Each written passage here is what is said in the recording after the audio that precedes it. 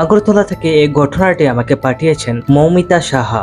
ঘটনাটা গত বছরের জুন জুলাই মাসের। ইন্টার্নশিপের জন্য ওরা কয়েকজন 1 মাসের জন্য কলকাতায় একটা গেস্ট হাউসে ছিল। প্রথম 15 থেকে 10 দিন সবকিছুই একদম স্বাভাবিক ছিল। 3টে রুম, একটা কিচেন, সবাই মিলে রান্না করতো, খেত আর ইন্টার্নশিপে যেত। কিন্তু একদিন ওদের একজন বন্ধু সারাদিন একা ছিল গেস্ট হাউসে। সেদিন সে কয়েকবার দেখেছিল ওয়াশরুমের দরজাটা নিজে থেকেই খুলে যাচ্ছে, যদিও বাড়িতে তখন আর কেউ ছিল না। পরের দিন থেকেই ওর প্রচন্ড জ্বর। কিছুদিন পর আশপাশের লোকজনের কাছ থেকে ওরা জানতে পারে প্রায় 1.5 বছর আগে ঠিক ওই বিল্ডিং এই এক মেয়ে আত্মহত্যা করেছিল। প্রথমে ওরা বিষয়টাকে কুসংস্কার বলে উড়িয়ে দেয়, কিন্তু তারপর থেকেই অদ্ভুত ঘটনাগুলো একের পর এক ঘটতে শুরু করে। যে ঘরে ওরা খেত সেই ঘরেই রাখা ঠাকুরের ছবিগুলো বারবার নিজে থেকেই পড়ে যেত।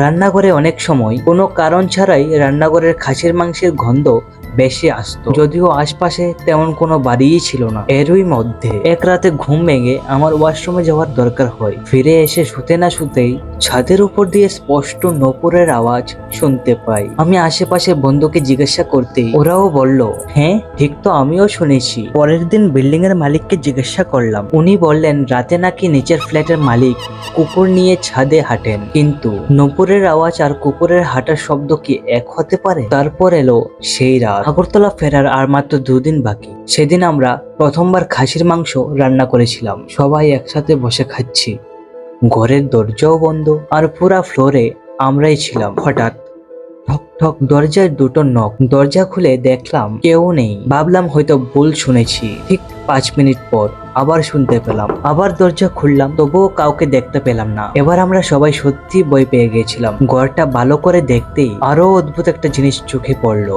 যে ঘরে আমরা খেতাম সেই ঘরের দরজার ঠিক উল্টো দেওয়ালে একটা বড় তাবিজ ঝুলানো, আর প্রতিটা দরজার উপরে সিঁদুর দিয়ে আঁকা স্বস্তিক চিহ্ন। দেখেই বোঝা যাচ্ছিল কিছুদিন আগেই সেখানে বড় করে পূজা করা হয়েছে। পরের দিন আমরা বিল্ডিং এর মালিককে সিসিটিভি ফুটেজ দেখাতে বলেছিলাম, কিন্তু উনি শুধু একটা কথাই বললেন, ওসব দেখে কোনো লাভ হবে না। এরপর আরো একটা সত্যি সামনে আসে। যে ঘরে আমরা প্রতিদিন বসে খেতাম ঠিক সে ঘরেই নাকি সেই মেয়েটা আত্মহত্যা করেছিল। আর ঠিক সেই কারণেই অনেকদিন গেস্ট হাউস বন্ধ ছিল। পরে বড় করে পুজো করার পর আবার গেস্ট হাউস খোলা হয়েছিল।